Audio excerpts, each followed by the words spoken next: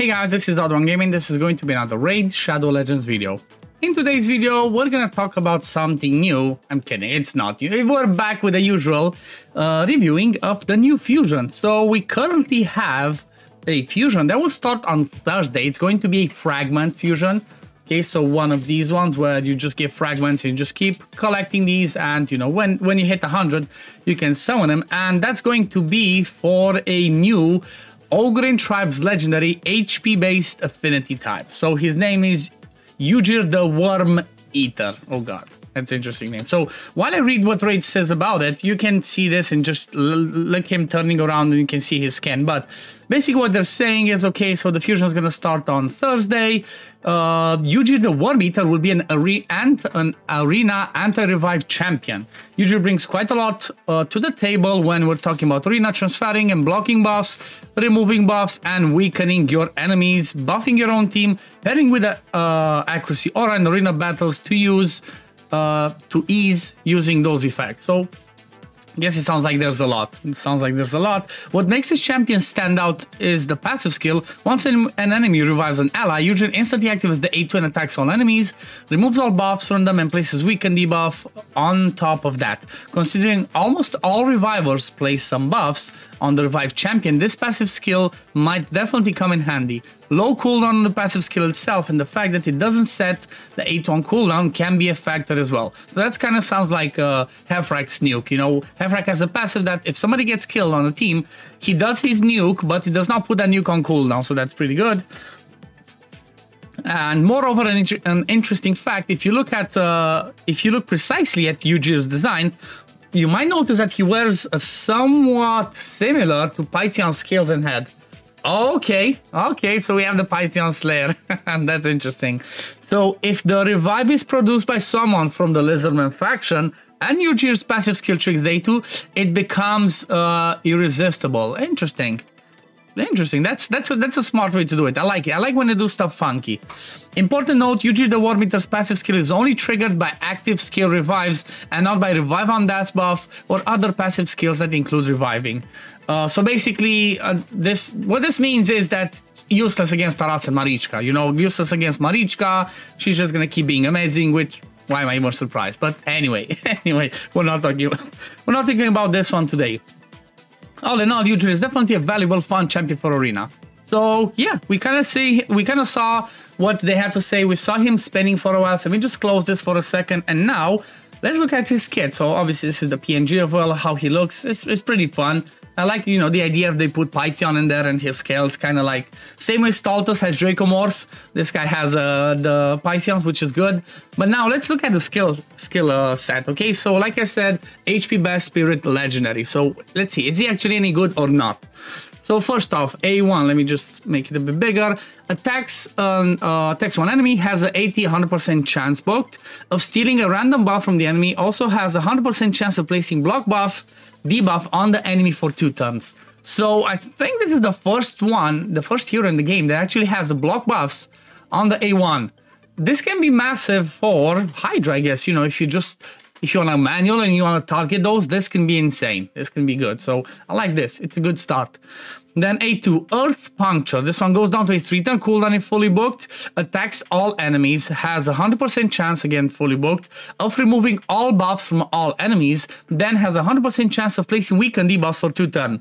So basically this is kind of like same way as Rian the Conjurer does. The free Doom Tower Epic. Basically buff remover and places weaken. That's not so bad. AoE 3-turn cooldown, but it also has an AoE hit, whereas Rian does not hit.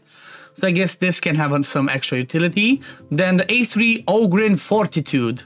This one goes down to a 3-turn cooldown as well if you book. That's good. And a total of what, 4, 8, 10 books. So, you know, not the best, but not the worst. Places a increased accuracy buff on all allies for 2 turns. Also places increased defense buff on all allies whose defense is higher than or equal to their attack for 2 turns. If an ally's attack is higher than their defense, place an increased attack buff. Okay, so this one sounds insane. This one sounds like definitely, like they said, an arena specialist.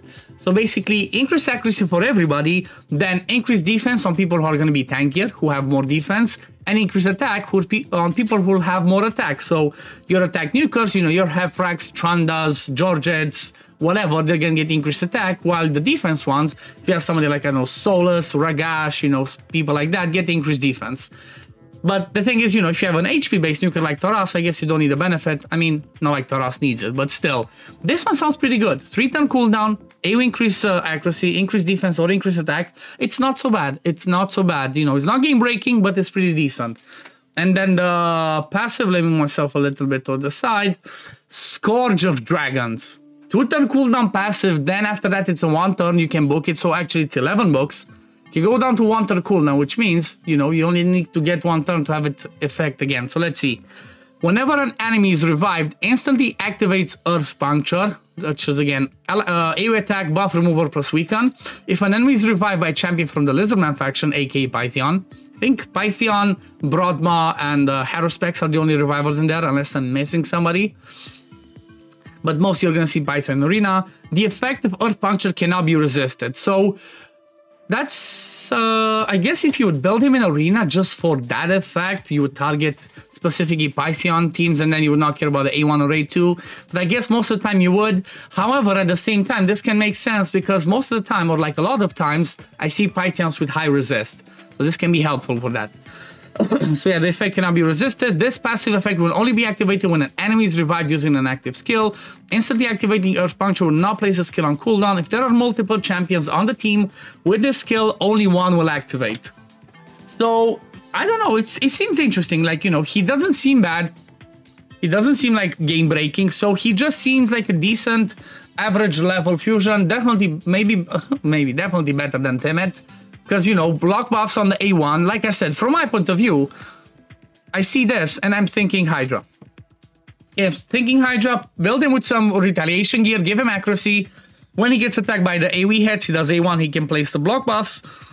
100% chance, which is good. If there's buffs out there, he can remove them and place weaken, you know, and maybe, let's see. Basically, the way that it sounds is that he attacks all enemies, period. And after that, he has the chance of removing all buffs, which I believe should go through the weak hits as well. I can test this one out. Like, if you guys want me to test it out against maybe, I don't know, somehow try to get it in a fight against the Head of Blight and have the, what's it called, the Poison Cloud go up and then some buffs go up, I have a feeling that this should go through it. Oh, by the way, I apologize. If you hear some noises in the background, I apologize. My puppy is just chewing on some stuff. But yeah, also the weaken, again, same thing. It should be, you know, should not weak hit, basically. Should be able to land on everything, if I'm correct about the wording. And then also the A3, like I said, basically, I like the increased accuracy, but the fact that it's if or maybe it's not as good for Hydra, because in Hydra, you're kind of going to want to have increased defense as well on your squishier heroes, unless you bring, you know, unless you're only using Michinakis or other heroes that are defense-based, or Gnuts, then you don't care about the increased attack part of it, just about the other one. I don't know.